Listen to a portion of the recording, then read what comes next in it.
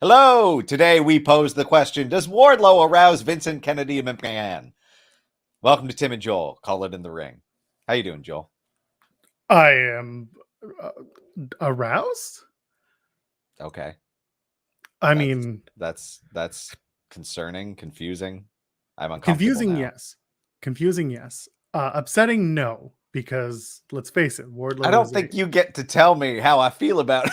No, I do. I do. Oh, okay, yes. If we know anything about experience sharing in wrestling, is that I can tell you what you feel, and your feeling is that you are excited by Wardlow, that you enjoy Wardlow. He is your favorite wrestler of all time, favorite human, in fact. You might even love him more than you love yourself. You may even love him more than you love your child. Oh, yeah, the disappointment Shane McMahon. That's right. Vince McMahon's new child, Michael Wardlow. Is his name Michael? I think his name is Michael. If it's not, it is now. I can see why he only goes by Wardlow and or Mr. Mayhem. Mr. Mikey Mayhem. Ugh. Everybody should call him Mr. Mikey from now on. Please don't. While you're at it, you should leave us a thumbs up on this video. You should leave us a comment and jump in the chat. And if you're not already subscribed to the channel, subscribe to us. We're on the way to episode 100 on February 13th. Tim, 100 episodes. People have been listening to us for almost 100 episodes. Is that insane or is that insane? Big Hundu. Pretty insane. I agree. And if you don't want to listen to us, but you want to talk to us behind the keyboard where you can act a fool, go over to Discord. We have a link in the video description to our Discord channel where you can all hang out with us. Hello, friends. How are you doing? Chat room, how are you feeling? How are you feeling, Tim? Are you excited for the wrestling this week? Yeah, I'm doing my best Wendy Chu right now. Trying to seriously. She was all over it, wasn't she? She was great. Why the hell was she not in the ring before? What the hell? Well, she was. She just wasn't Wendy Chu. What did Karen, or what did they call her? Mei Ying. Did she wrestle? She had one match. She had one match. Sorry for forgetting. That's you got to remember these things, Tim. You got to keep track, because we are big podcast aficionado wrestling people. We are now tasked with knowing everything about everything when it comes to wrestling. No ifs, ands, or buts. Yo, if that's what you're here for, you got the wrong guy. Boy, howdy. Yes, you do. You're going to have to pay me to care that much. We take a whole lot of nothing seriously. I'm also cold, by the way. Our chat's saying they're cold, and it is cold here in the Canadian tundra. I'm in a tank top. I'm good. Yeah, I'm in a sweater. Man, you're living life. You got that hot air flowing through you. Central air, baby. Pay a fortune.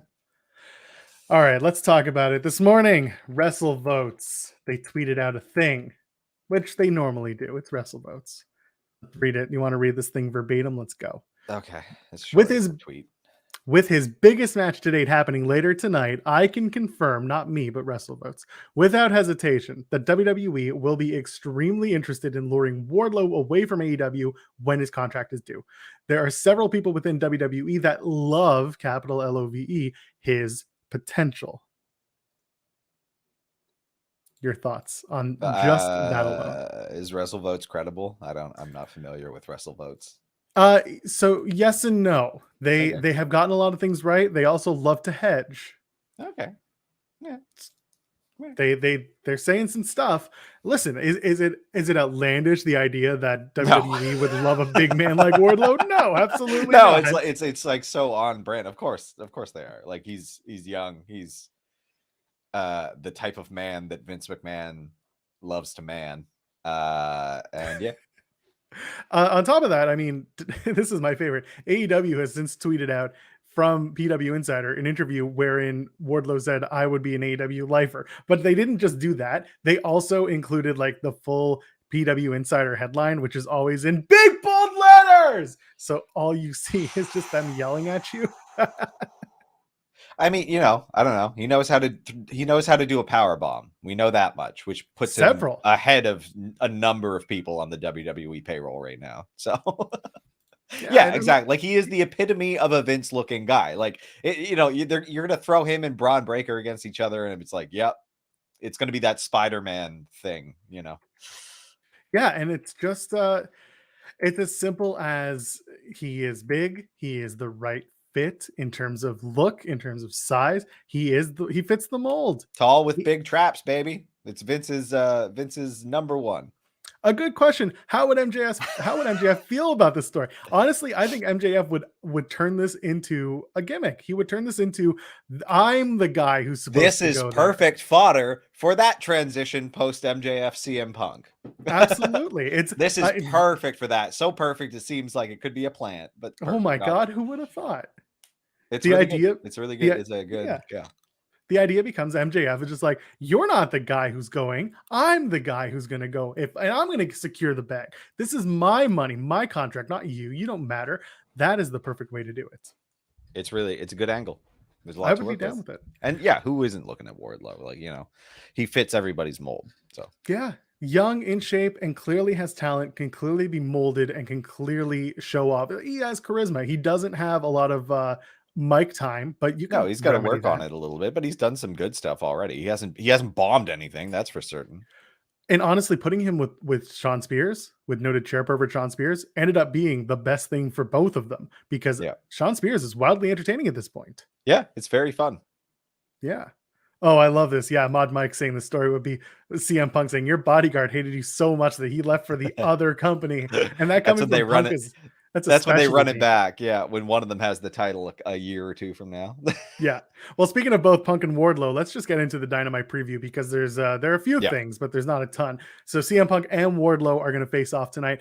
I don't know if it's going to be the main event, because I'm looking at the card. There might be some other stuff, including an interim TNT title match. Exactly. Yeah, it's hard to say. It could be an opener. But it's also Punk. They might want to move forward with the MJF storyline a little bit more. Do you think they're going to do the turnabout as fair play, but MJF screws up and ends up costing Wardlow the win? What do you think is going to happen in this match? What's the story? Yeah, I think that's a good angle, because again, you want to set up the transition for the Wardlow MJF turn. You don't need to do it here, though. It could be they do something shocking. If they close the show with it, I think MJF does something truly dastardly. But it's only if they end the show with it. Some backstage thing. Punk. Yeah, exactly. Like a big backstage beatdown, or I don't know. Something really vile. And then he says, next week you get Andrade. I paid off Andrade. Exactly. Yeah. And then someone saves him when he takes on Andrade. And then the week after that, they say, oh, now you get FTR. And then it's CM Punk and I don't know, Dante Martin versus FTR. Yeah. There you go. And then finally we get Punk and CM Punk and MJF at, let's say, Beach Break. Yeah, sure. Why not? Let's have the Cleveland Beach fight. The Cleveland Beach fight. That's what I'm excited for. I'm also excited for Dante Martin, the aforementioned, taking on Willie Hobbs. That should be a fun big man, little man match. Recently, really wide man, narrow man. Neither one of them are short. That's true. They're both pretty tall, aren't they? Yeah. Darius Martin's starting to hint that he's almost ready to come back too. I'm excited for a potential Top Flight reunion. That'd be dope. Can't wait. Time. Again, should be a good match. We're getting towards Starks and Dante Martin in the ring for the FTW Championship. That's cool with me. I want to get there. Let's move on. Sheeta and Deeb 4. 8 millionth time. Something's got to happen. Something big has to happen here between both women, right? Winner challenges Jade for the TBS title. Sure, that works for me. Although either one of them could, not Deeb now because she's all heelish, but I don't know. Sheeta, Britt Baker, fine again. Do it up. I'd be fine with Sheeta getting the win and then just being like, I'm done with you. I want the TBS championship. And then Jade comes out and we're off to the races. It's Sheeta and Jade for the title. Why not? Good for me. Good for me. Good for them. Yeah. And then for the TNT Interim Championship, new Interim TNT Champion Sammy Guevara. You can do the voice again. Sammy Guevara takes on Daniel Garcia. We don't need to do his voice because I don't even know it. You don't hear Daniel Garcia talk. It's other people talk for him. Hey, want to taste. Anyway, they're going to face off for the Interim TNT title. It's not Garcia. That's 2.0. They're his parents. Oh, yes, 2.0. The Canadian New Yorkers. Everyone who isn't from New York sounding like a New Yorker these days, That's true. Even the guy from Yonkers doesn't sound like he's from Yonkers. No. putting on a voice. Anyway, what do we think? Sammy Guevara, Daniel Garcia. It's going to be a fun match. It's going to be a good match. Oh yeah, this is I really I want Daniel Garcia to become a star tonight. That's what I want. I'm putting high hopes on it, and if they underwhelm me, I'm gonna be mad at both of them. If there's one thing that Daniel Garcia is known for, it's main eventing the most random shows, including all the rampages. Guy catches weird breaks. He really does. I love this. Mod Mike pointing out Garcia can't get a word in over 2.0. It is difficult. Too busy talking for him. A couple of mouthy boys. I don't think this is the week that Cody comes back. I think they set this up for a little bit and let Sammy have a strong interim championship reign, which is ridiculous to say because he had the actual TNT championship. He had a weak actual championship. Yeah. Like... It's a make good. This is Tony's make good for Sammy helping out with other things backstage. It's a vlog talk. So that's Dynamite for right now. Tony Schiavone revealed that he signed a new contract extension with AEW. Congratulations to him. I like Tony Schiavone. He's great. Love him. Wonderful human being. And if you want to be a wonderful human being, go ahead, toss us a like here on this video and subscribe to us here on the channel. We love seeing you and your lovely faces. Tim, follow us on the Spotify, also all of the other podcast things which you mostly listen to on. I don't know. We had a Spotify spike. We got a spike in listenership. So if you're listening as your first time, welcome. We hope you're enjoying it. And if you're not enjoying it, we'll leave a 5-star review anyway because someone else might enjoy it. And that's good enough for me. You want to talk about AEW? Oh, sorry, we're not going to do that. We just talked about AEW. You were on your transition game and you dropped the ball. Brutal. Someone should just call me an AEW shill. Do you want to talk about NXT or do you want to talk about Raw? What do you want? Or do you want to talk about the Royal Rumble? Let's save the Rumble for last. Let's talk about NXT. Fine by me. Just in my mind. Braun Breaker last night comes out and he's all like, "I'm the champion. I'm the champion. No one can beat I'm a dog. I work very hard. It's America." Yes. Calls out the entire locker room, says he's outworking everyone. He is now Braun Christian. Congratulations. Yeah, exactly. Yeah, it's fine. It was a good, quick little 3-minute promo. That's all we needed. Get in. I'm the guy. Give me the visual with him with the championship around his waist. Looks good. And then crowd is chanting, "You deserve it. No, you don't," which I was, okay, Florida. Get out of the PC. Yeah, it's causing some problems, it seems. And then as he's on his way out of class, out comes Santos Escobar with his family in tow. They are coming to class and they stare down each other on the stage. Santos Escobar versus Zion Quinn went the opposite of the way I would have put it, but they reaffirmed Legado del Fantasma. I'm fine with that. Clearly, they're not moving up Santos Escobar. And if they were to, again, he would just end up being with Los Lotharios, who have not been on TV in quite some time. So trying to think where else they could be. But yeah, that's just... it won't be good. Keep him there where he is safe and warm. Like I said, put Santos on Raw. Don't put him anywhere near Los Lotharios if you're going to do it. That's all I need. Either way, Quinn and Escobar have a really good match, a really fun match that I enjoyed. Elektra Lopez doing the tease to Santos, the can they, and then turning around and kicking Quinn right in the taints, not in the testicles, but right in the taint. Yep. Got him real good. That'd be so unpleasant as well, though. Right? I mean, the shock alone would be enough to just take you right out of it. The surprise. Yeah. It was really painful. Yeah, nice toe goose. You ever gotten that right in the backside like that? Yeah, it's weird. It's not good. Don't do that. Anyway, Phantom Driver from Escobar into Quinn, and Escobar gets the win. Listen, you know what? If this is going to set up Escobar versus I was about to say Wardlow. If it's going to set up Escobar versus Braun Breaker, then that's fine by me. I would like that. Yep, I think that sounds like a good program.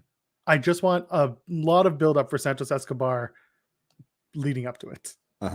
Yeah, they still gotta warm him up a bit more. Hey, do you want a taint? Sorry, I'm a child. Tony D'Angelo comes out and he's like, "I'm gonna beat you with the crowbar, huh? I'm gonna beat you with the crowbar. You got to do the thing. 16 ways to use a crowbar. None of them for crank it. Cranking, prying. I mean, it works better if it's called a pry bar, which it can also. Anyway, it's fine. Anyway, we'll get to the Mandy Rose stuff afterwards because it has to do with featured Rage twice, Room, 2 segments, Rage Room 3 enthusiasts. segments, really. Yeah, exactly. It was fine. Whatever. We'll talk about that in a minute. But first, let's talk about Cameron Grimes. Fine. Anyway, taking on Damon Kemp. Damon Kemp is the former Bobby Stevenson, Gable Stevenson's brother, and he eats an L. But Malcolm Bivens scouting Damon Kemp. Is that who he was scouting? He wasn't scouting Yes. Cameron Grimes, which sounds like a hilarious, terrible. Yeah, no, hilarious. Yes, I would love that shit. Yes. But if anyone's gonna scout the wrestler, the collegiate wrestler, it should be Bivens. It should be Diamond Mine. I guess he's got to find an actual winner, right? You know what you do? You have, if you really want to boost Kemp right to the top of NXT, you have him take out Roddy and oust Roddy from the Diamond Mine. Be like, I'm the leader now. That is the right move. Although he just lost, so on the other hand, him up a bit. We can call it Diamond Grimes. To the moon. Anyway, have him invest in the Diamond Mine. Oh. I will say this: Kemp, he looked pretty okay, but taking that finish, he did not do the cave. He did not take the cave in very well. He was basically down on one knee trying to take it. It wasn't so good. Few people do, and I don't understand why. It doesn't seem that tough, but I don't know. I'm not a wrestler.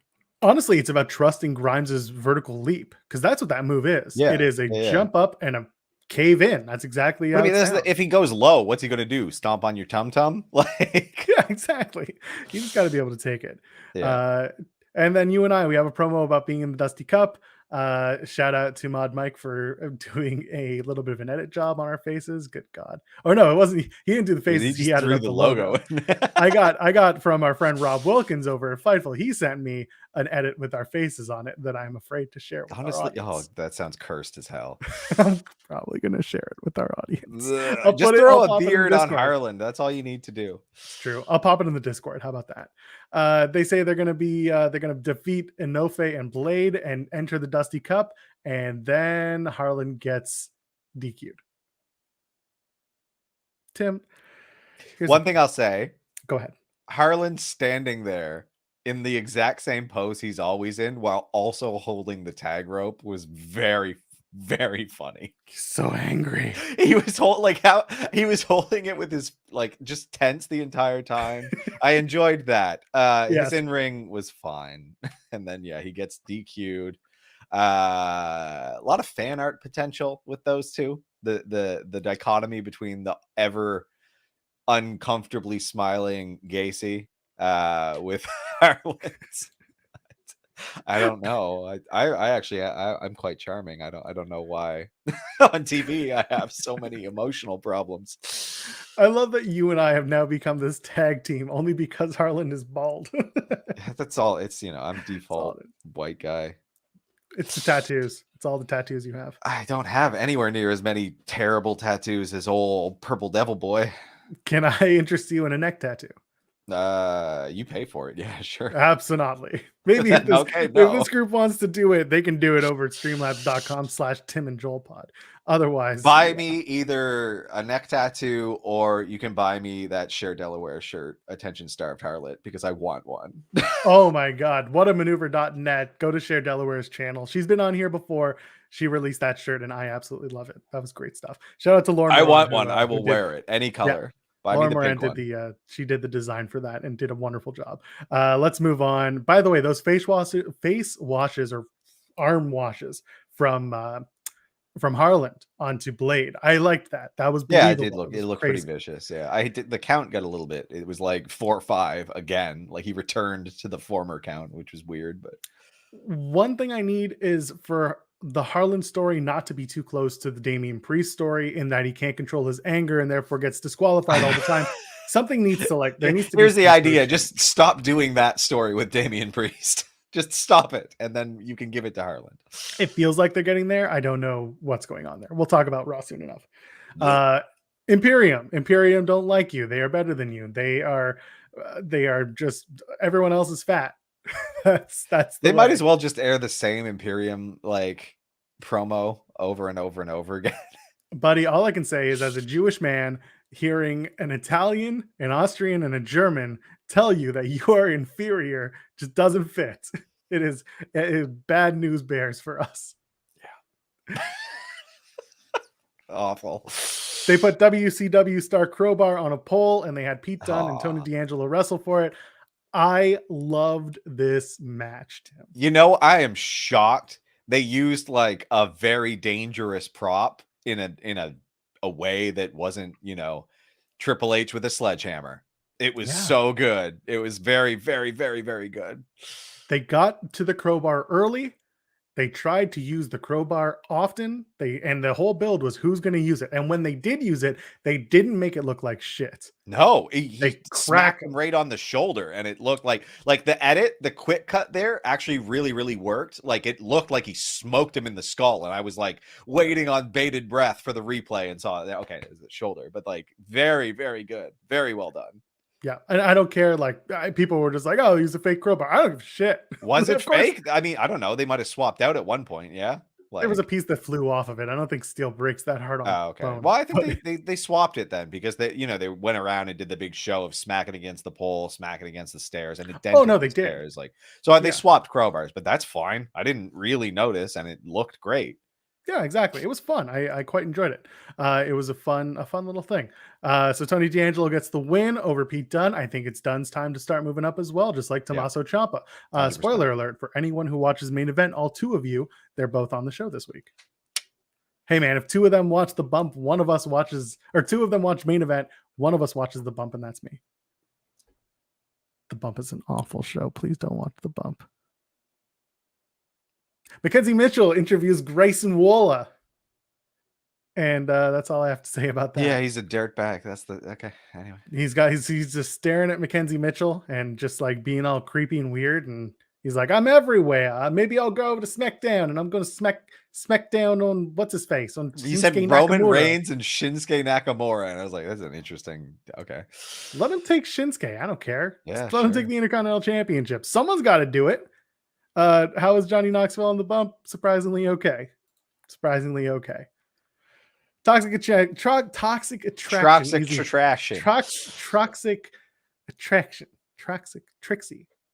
Anyway, Toxic Attraction. They do the two segments. The first one being Mandy Rose at the pool in the apartment complex where I assume she lives and has ownership of because she keeps bringing a lot of promotional materials to it. She cuts a promo being like, hey, I'm the best. Hey, I'm the champ. Hey, everyone wants me, but I am sexy and I win. And then they do another one where she's doing this behind a photography screen and she's like, hey, meet the other girls. And I'm like, the other girls haven't been on TV in 2 weeks. I wonder why. I wonder where they could possibly be 2 weeks off the show. Haven't seen Gigi and JC in a while, so hope they're doing okay. And then in the later segments, Kaylee Ray walks into the shot after it's all been struck and cleared up, and she's like, all the light bulbs taken out of the stands. Yeah, exactly. Hey, breaking news, by the way, Mandy Rose is attractive. That's true. Thank you, Mod Mike. I didn't hear that. That's huge. That's big news. Big if true. Yeah. So Kaylee Ray comes into the shot and she's just like, hey, what's going on here? And they're like, oh, it's Mandy Rose. And she's like, oh, they were doing this photo shoot. Da da da da. And then she takes her bat and Rage Room enthusiast Kaylee Ray breaks everything. This is good. I like this. What did you think of the shot where she's gonna hit the camera and they show the camera shot, but then they suddenly switch it out? Cut away because you know what they're doing, obviously. Like they're not gonna waste a camera on NXT. I'm wondering what she hit because I tried to pause it, but my Sportsnet feed isn't like I can't stutter step it, but I can elsewhere, so I'll do that. Yeah, she just goes out and wrecks shit. That's what she does. Yeah, I mean, they put whatever up there and she smashes the hell out of it. You also notice that like all of the flash bulbs are taken out. Like she's just wrecking old stands. I heard some glass shattering when she went to the light boxes. It could have been like a totally spent thing. They could have just used like regular bulbs and everything was unplugged anyway. They just wanted to have the sound. Anyway. And the largely single use backdrop paper. I was like, yeah. Wreck that thing that they were going to wreck anyway. I mean, listen, that stuff ain't cheap. That background paper ain't cheap. I know. No, it is not. But yeah, I've almost tripped basically single use. Casey Catanzaro, Caden Carter, and Amari Miller. Such a fun entrance. Indy Hartwell, Persia Parada, and Wendy Chu. First of all, Casey and Caden holding giant syringe-looking things and pumping it into the crowd. Very strange. Don't want to talk about it. Amari Miller is very excited to be here. Very fine fun. By me. So fun. Let's talk about Wendy Chu. Yeah. Holy shit. Didn't she love that? She was great. I don't know why she was not wrestling all this time. It's dumb. the girl who is constantly just waking up, the girl who is just getting all of her sleep so that she can show up and beat the shit out of everyone right off the bat. Good stuff. The throws, excellent. Like, I think a lot of people haven't seen Karen Q, the wrestler, do her thing. I have and not. A lot of people did. And I think a lot of people understand now that she is absolutely a fun and great wrestler. She got the stuff. Yeah, exactly. What do we think? So Hartwell, Parada, and Chu win. She's sleeping, which is great. Wendy Chu in the Royal Rumble, absolutely. I'm fine with it. I think that would be hilarious. Great. Yeah, they absolutely should. I mean, she put together a move set based on this, which is also just hilarious. Like, good stuff. Yeah. I you know what? Even when she like got tagged in, she did the yawn in the back arch and Miller misses. I think that was great. I think that we need more of that. Exactly. Yeah. Like, she's got a good gimmick. Yeah, we'll see what happens. We'll see. I like that they're focusing more on the fact that Chu is what do they say? It's her inner child. She's accessing her inner child. Accessing her inner child was the angle. You know, the narcolepsy thing was mentioned, but like Vic Joseph did start. Vic Joseph did start talking about the inner child stuff. So it's like, yeah, there's stuff to play around with that. Your daily dose of magic, Solo Sikoa and Boa. Yeah. Solo Sick Boa. Solo Boa. Boa Sikoa is what I'm waiting for. No? Okay. Then it's going to whoop each other. They just beat each other down, and then it ends in a double count out. They do like 3 minutes in the back or in the front, and then they go to the back, and then there's a fireball, Tim. Fireball. Doom, doom, doom, doom. Anyway, we'll get copyright struck. Thank you, Pitbull. What did you think? Boa now with the paint on his face, and he throws a fireball, and Sikoa's all upset, and everyone's like, "We need medics!"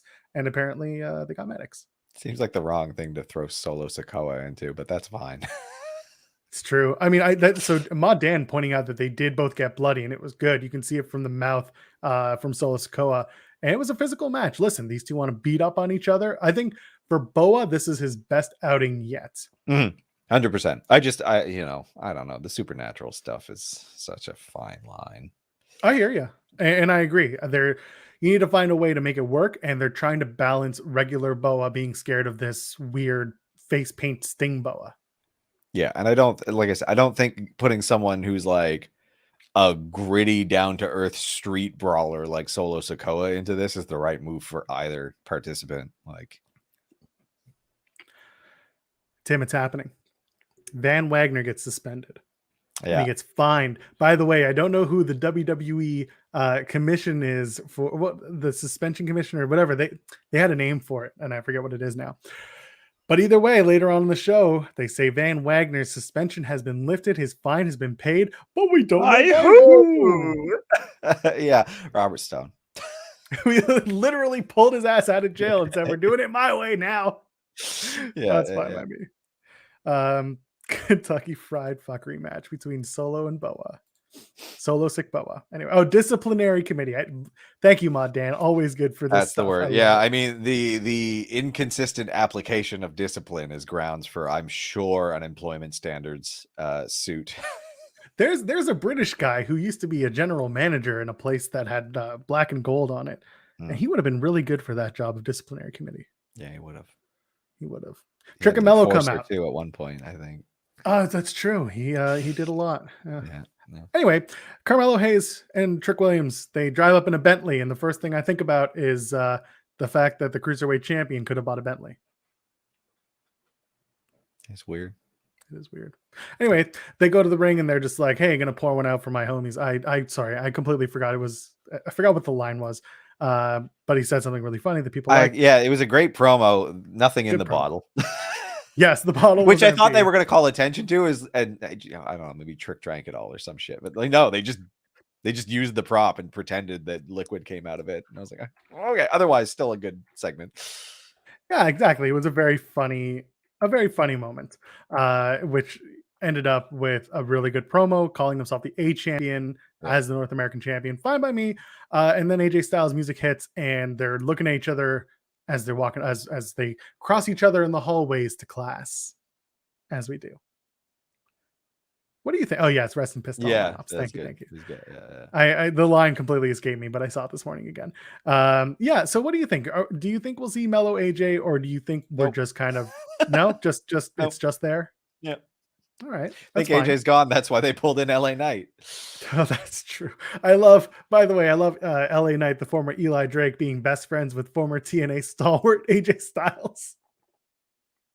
Oh yeah, AJ Styles is the North American champion.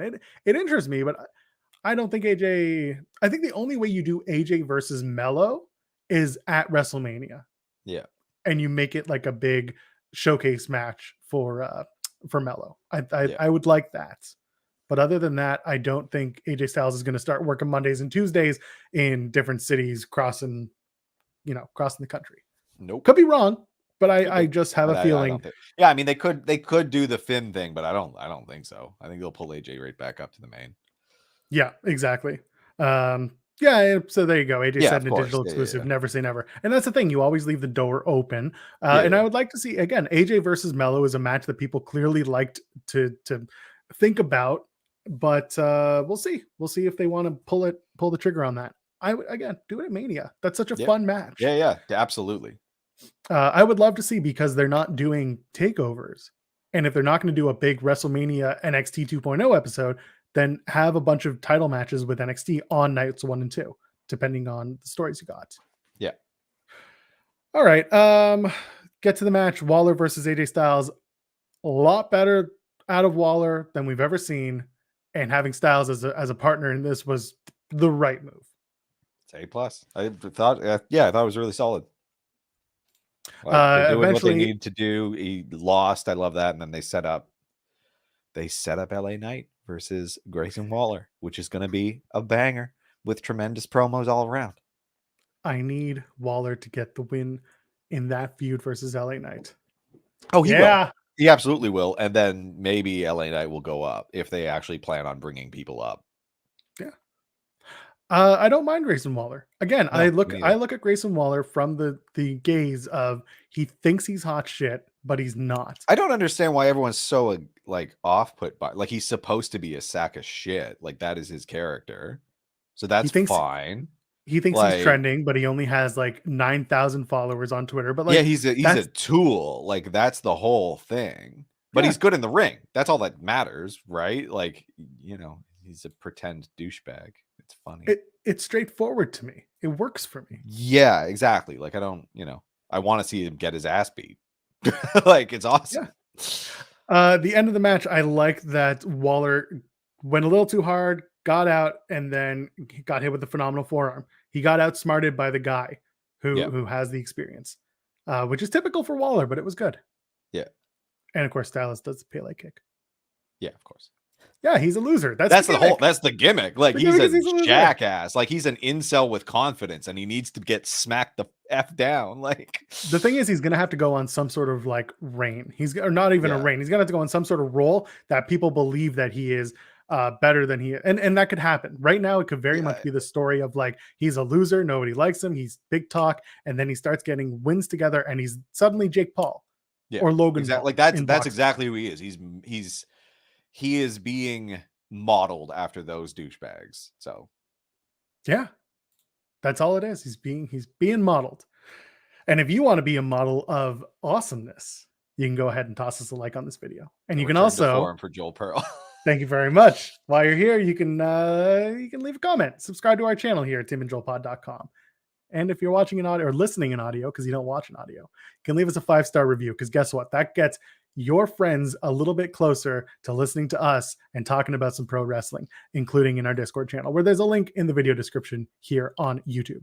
So we're going to talk about Raw, and then we're going to talk about the Royal Rumble. I am never going to get banned because I am a segue master. He is the ban. I am the ban. Do we want to talk about Raw, or do we want to let's go through Raw? We don't have to go through much. Yeah. Brock and Bobby. There's some moments. Yeah, Brock and Bobby. What did you think Batista, about Bobby. the Hurt Business? Whatever, man. We're not allowed to have a good stable in WWE. It's fine. Is it not the most frustrating thing that they bring them back for 1 week while Bobby's off just to have them break up again? I like don't like understand. I don't know why we're doing this. It's absolute bull. Like it would make they're much better together, and it's such a piece of crap. Like, yeah.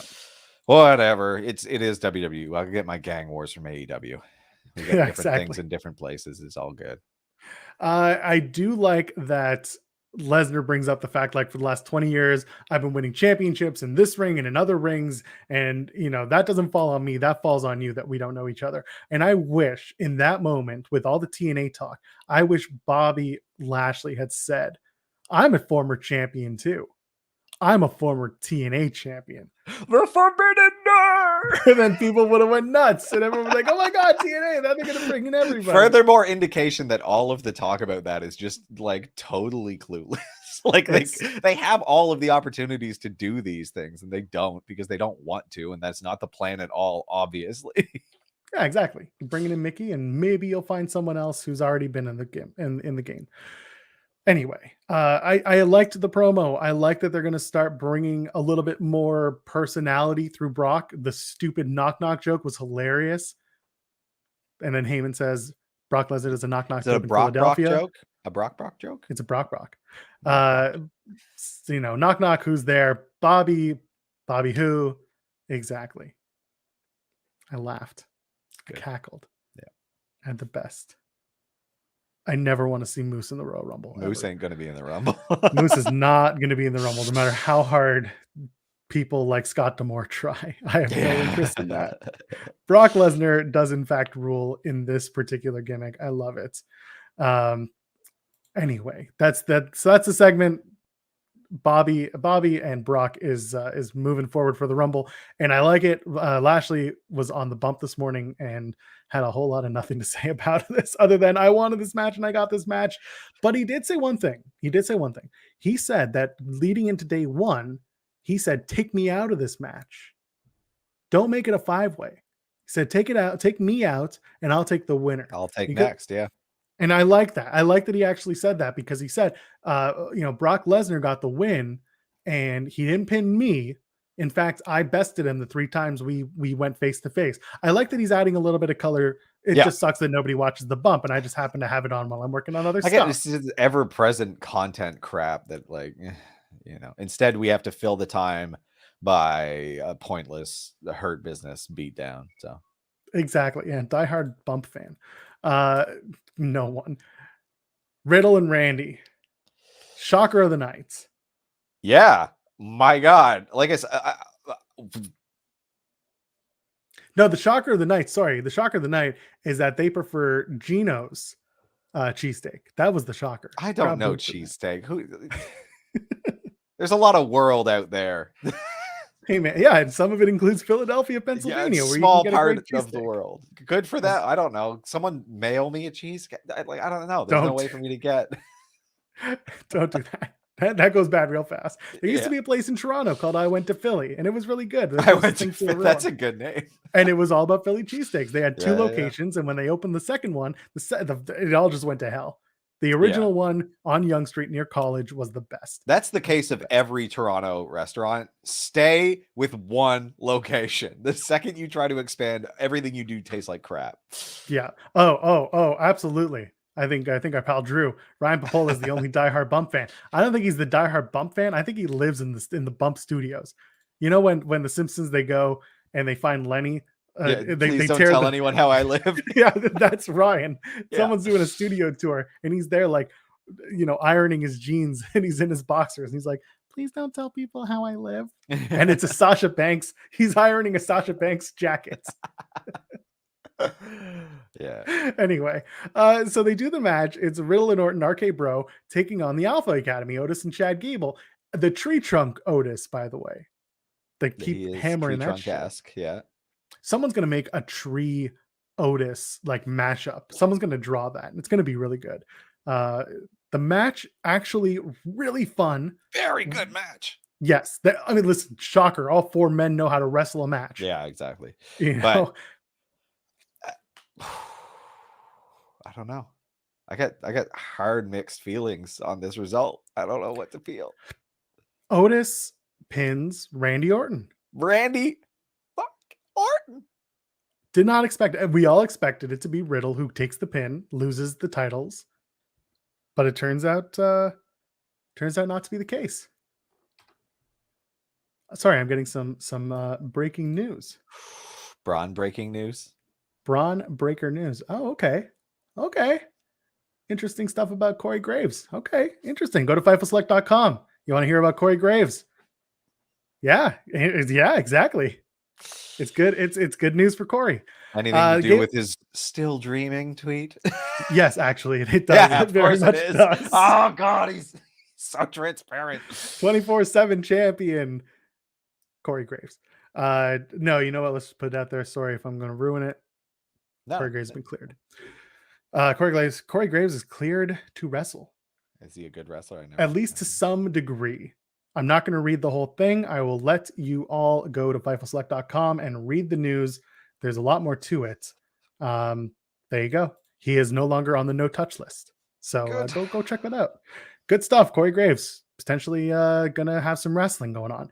So let's go back. Gable, Otis win the tag titles. Now what? Is this the breakup of Riddle and Randy? What do you think? I don't know. Like, there's so many. This goes in so many different directions. Clearly, like, look, I big fan of Gable and Otis, more so individually, but they're fine as a tag team. Not that tag teams matter at all in WWE. But like, I'm glad they're getting a push. They weren't heated up at all going into this. They had lost. You know, so there's that. If Randy and Riddle were going to break up, I'm surprised by Randy taking the pin. So that's an interesting direction to go, because it can't be their very typical Randy getting fed up with the irresponsible Riddle, right? Like, it's not his fault in this. There was nothing to like blame Riddle for on the way there. So there's that. I don't want to see them fight each other. Certainly not in Saudi Arabia. Certainly not at the Royal Rumble. Both men, one is going to eliminate the other from the Rumble. We can almost agree. I don't want that to happen. I'm so tired of that. Like, I don't know. I really don't know. I think listen, it's a shocking turn of events, which I don't complain about. It would be something different, and we'll see where it lands. Or they're going to do Riddle and Orton like people have been talking about for the last year. Which, yeah, like, there are worse things. There are. I mean, you know, I think I hyped myself up for the thing we were talking about, which would have been like RK Bro versus Seth and KO, which would be great, and it's still in the cards. Like, I'm not putting it totally out there that they don't win the damn titles back like this week. Like, I would not be surprised if they do that too. Another possibility is or maybe they win them back at the Royal Rumble on the kickoff. Exactly. They could just do that. Like, one thing that I wouldn't be surprised by, though, is if they're trying to free up Randy for something else in a main card picture because they're nervous about the main events and they want someone very, very reliable. So yeah, that's another possibility. A lot of people have been talking about the idea of Riddle turning heel. I'd be fine with that. Same. I think that's also like what I do appreciate about this being a complete shock is that, like, I also don't know where they're going with it, and it could be something very, very interesting. So I'll give them a bit of the benefit of the doubt for this one. Yeah. Meanwhile, as Drew points out, the idea of the dastardly heel turn should be Dom turning on his daddy Ray. That, if you're going to do one, you might as well do that one. I don't want to see any of them, but like, just do that one then. I don't care. That's the one. WWE legend Dominic Mysterio, as was pointed out during, I think, Smackdown. 8-man tag, completely innocuous. It's there. It's a good match. Street Profits and Damian Priest take on Dolph Ziggler, Robert Roode, and Apollo Crews. They're Dirty Dogs and Apollo. So much for that Street Profits heel turn. Don't think that's coming. Not at all. Ziggler and Roode get the win. Now we're gonna have to do this with the Street Profits and Ziggler and Roode again, aren't we? Yeah. Maybe add another person into this mess, and then it's an 8-man tag. Yeah, exactly. That's fine. We'll add Aziz and then add Omos, and we're off to the races. Yeah, exactly. Whatever. What else is going on in the show? Philly, here we go. Seth Rollins comes out and he explains why he's going to win the Universal Championship, why he deserves the match, and then out comes Big E. And I like this. Big E is pissed off and he wants his title back. Very wants good. To get back in. They have a match. Big E and Seth Rollins have a match. Who'd have thought? Which was like, whoa, I expected, you know, some screwed finish real quick. Like, I fully expected Seth Rollins to be like, yeah, let's do it. and then just like getting counted out, like walking out of the ring. You know, that typical schmaz, end it real quick. We got a full ass match through 2 picture-in-picture breaks. Like, so I don't love Big E getting pinned again. Nope, that sucks. Don't like that. This all feels gross. Like, it is WWE heating Seth Rollins up, putting the seed of doubt into your mind that he could beat Roman Reigns. Roman Reigns has never beat him, but no, he's going to lose to Roman Reigns. But on the way, screw Big E. That I don't appreciate. Like, it just feels gross because it's Big E, and this sucks. It's very unlikable to do that. If the idea is Big E overcomes a bunch of losses, like the rebuilding of Big E, sure, yeah, but I need to start seeing the comeback is bigger than the setback as MSK. Yeah, exactly. Who's going to be Big E's shaman? Oh man, I don't Kofi? know. We wouldn't be good. Yeah, Kofi. I don't know. Who's another big man who could be Keith Lee? No, can't do that guy. Ron Simmons, can't do that guy. Oh no. Yeah, like watch Big E beat Roman. We've been talking about that one forever. If that happens, which could be, sure. Big E wins the Rumble, and there we go. We're going to talk about the odds very soon, and there's some interesting numbers in there. But there you go. Rollins gets the win on his way to day one, on his way to the Rumble to take on Roman Reigns. Sure, why not? They could have easily said that Roman Reigns versus Seth Rollins is a question of Rollins getting his one-on-one match that he never got. Instead, we're being told on the bump that it's, quote, history that brings together Roman and Seth. Yeah, it's the fact that Roman's lost to Seth every single time, which I think is a good angle for this. Speaking of losing all the time, Rhea Ripley and Nikki Ash. Oh, what a segment this was. Yeah. I loved Ripley being so apprehensive, being like, I told you I don't want to talk about this here. I told you this is over. I told you we're done here. I told you this is it. Like, clearly it's not working. Let's talk about it privately. Let's go to the back. And Nikki being so obnoxious and being like, no, we're going to talk about it here. We can do this. We are the best. We'll get our tag team titles back. I love it. I thought that was good. Like, it was not your typical thing. Like, everyone expected Rhea Ripley to, get mad, do the beatdown, but something different for once. I appreciated it. Yeah. And then it felt like Raw was planned ahead this week, which is rare. I don't like it. I don't like it when they do that. It's unsettling because I don't know. You're just drawing me in because maybe you do kind of know what you're doing, and then they'll just botch it week after week after this. We'll see how SmackDown performs. Yeah, exactly. So they hug and they're like, okay, we're done. And then Nikki beats up Rhea Ripley, which is comical, but that's fine. And Nikki yells from the ramp, almost superheroes don't need any friends. Yeah, now she's an almost supervillain who will continue to lose. ASV doesn't sound as fun. No, because you can't shorten that to just a word. Asv. Nikki Asv. Asv. Watch her come out in Joker makeup, and it's the worst thing in the world. Oh my god! But then everyone's gonna legally distinct Joker makeup. Sorry, yes. Then everyone's gonna shit on it, and she's gonna have to put out a tweet saying it was her idea. Yeah. And then everyone's gonna be like, "Oh, how brave." Yeah. Almost a Homelander. Almost a Homelander. Cody backstage just throwing a fit. Anyway. That was my idea. I wanted to be the fascist. Talk about 24/7 title because Tamina's in it. That's all I have to add. Nothing happens. I don't even remember what happened. Dana Brooke is presented a cheesesteak by Reggie. A Gino's cheesesteak, because I feel like Gino's paid up for this sponsor spot during the whole night.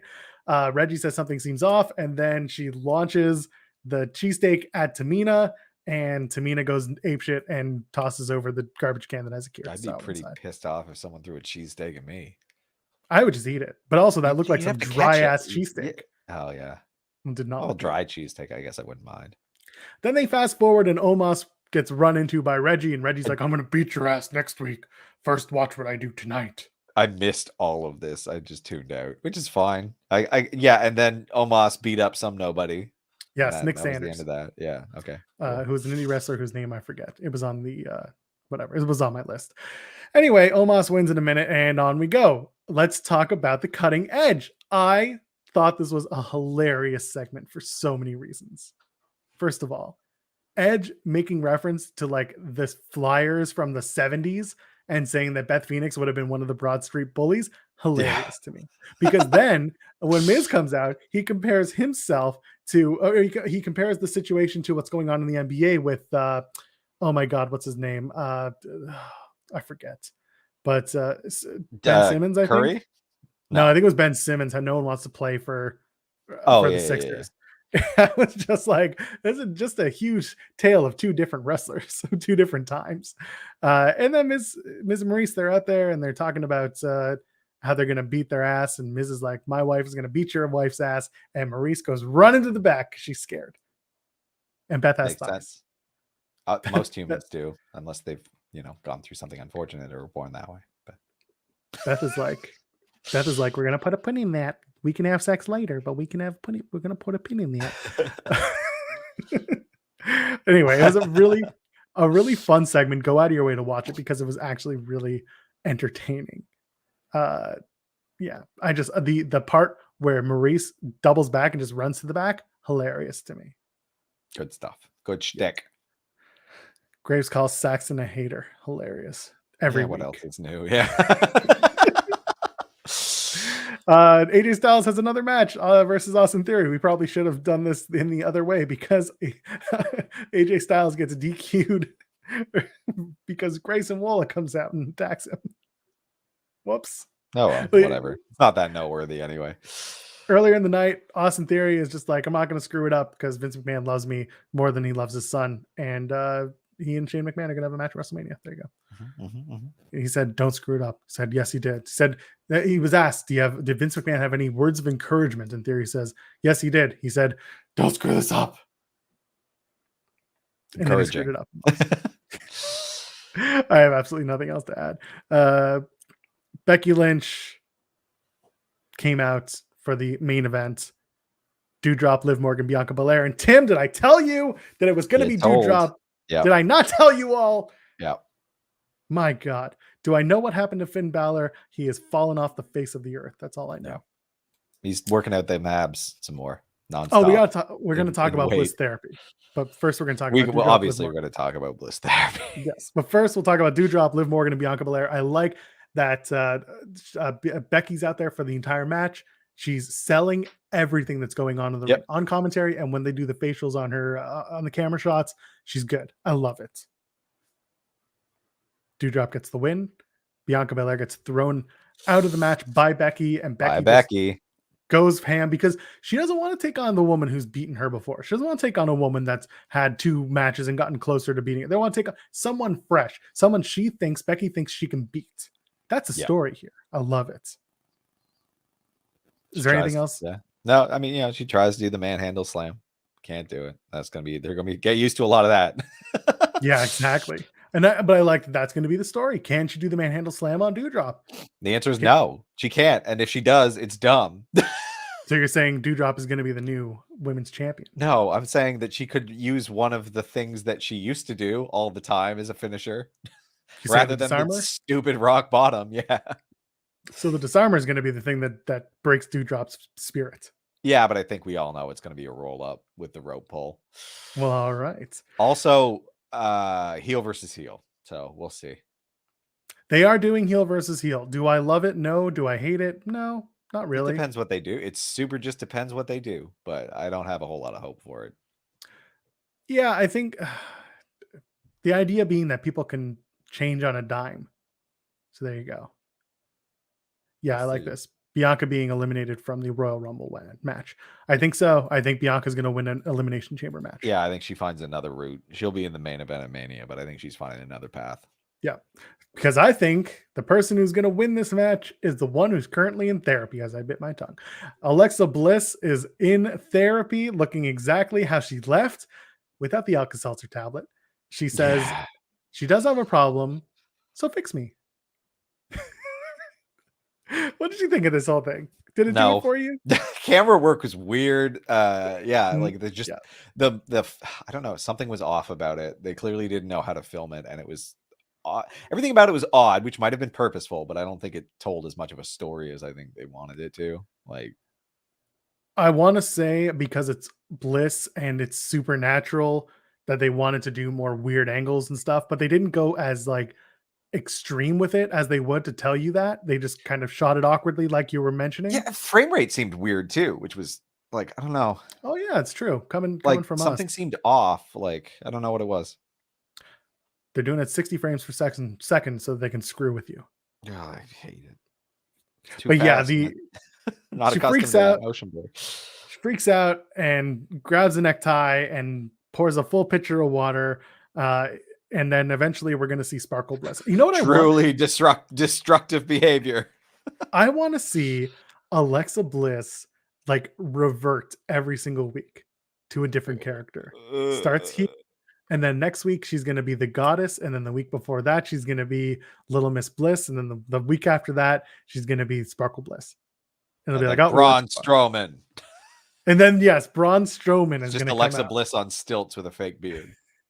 It's actually really funny. I want that. So we'll find out. Again, it's going to be weeks of promos until the Rumble where she's going to make her return, presumably. And then the question is, who's going to win the damn Royal Rumble? I don't know. If Bayley's healthy, I say Bayley. Well, Fightful Select has the betting odds.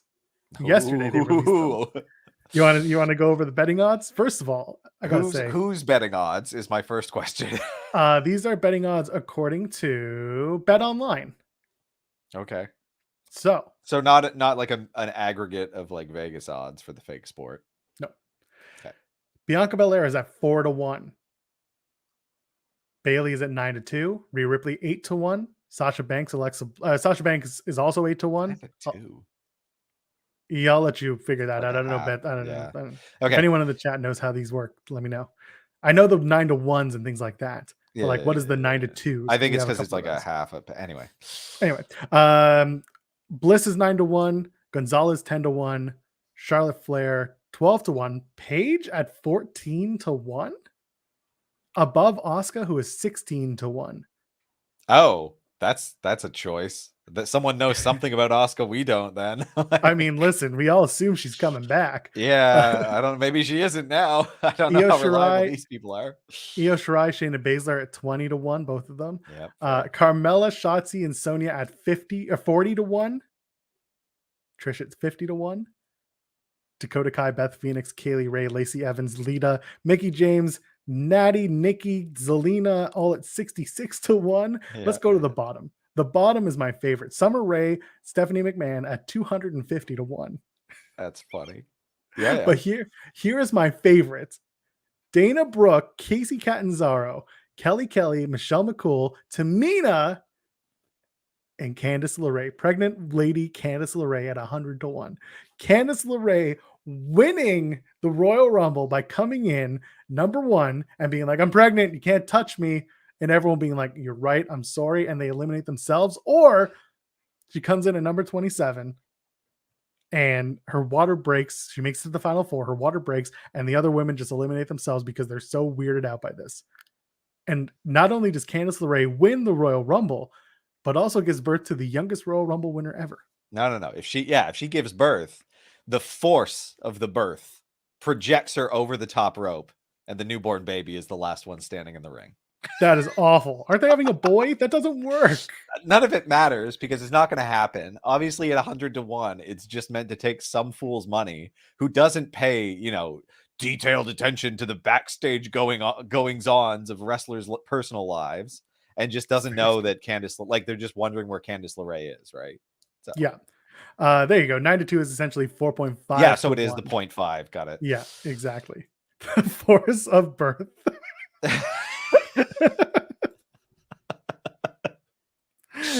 She gives birth, the baby has to be eliminated. You remember all the years where people were like, you get to number 30 and then all of a sudden this countdown starts going and everyone's freaking out and they're like, what? There's only 30 people. Well, there's going to be a 31st person. And then out comes so-and-so. This is what that is. Contract violation is what that sounds like. There's enough of that going on right now. Yeah. No, that's an MLW problem. Men's Royal Rumble, real quick. Big E at 7-2. Brock Lesnar at 4-1. Drew McIntyre at 15-2. Right now, that number is going to plummet when they find out that he's going to be out for a while. Yeah. Roman is at 10-1. I didn't realize Roman Reigns would be in the match. I don't understand what. Anyway, yeah, him and Brock. It's just like, okay, unless Brock loses. AJ Styles and The Rock are at 12-1. What the? Omos is at 14-1. Lashley at 16-1. Rollins 18-1. Balor 20-1. You know what? Take that Omos bet. Screw it. Seriously. Austin Theory, Edge, John Cena, Kevin Owens, Randy Orton, Riddle all at 25-1. Stupid. Gable Steveson 50-1 with Tommaso Ciampa and Cesaro and Braun Breaker. And at the bottom of the list, Vincent Kennedy McMahon 250-1. One last time. My favorite. Undertaker, Stone Cold, Shane McMahon, Montez Ford, Mick Foley, Johnny Knoxville, Dom Mysterio, Angelo Dawkins, all at 100-1. Yeah. Get your bets in. That's going to be the big one. Don't get your bets in. Don't be Johnny an idiot. Knoxville. Spend your money on something worth doing. Yeah, exactly. If you missed it earlier in the show, we talked about the idea of Wardlow going to WWE after a tweet came out from Wrestle Votes earlier today. That was the start of the show. Tim, I think it's time for you and I to hit the bricks. Where can the kids find you on the internet?